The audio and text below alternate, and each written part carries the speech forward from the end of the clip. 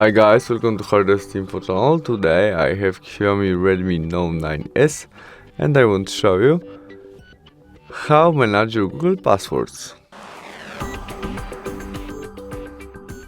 To manage it, open Google Chrome application, tap on the three dots on the right corner and there settings. In it, passwords, and there we can manage our Google passwords, in this case to our Facebook account. We can click there. In it, we can copy our email by this icon and password by this first icon, or after we press this eyes icon, our smartphone shows us password which, remember, we can also edit all by tap on it and write something new or delete what you need and prefer, and the same story with passwords. To delete all our smartphone, remember this password, we must tap on trash icon and confirm by delete passwords, and now we don't have any saved passwords. That's all, thanks for watching, bye!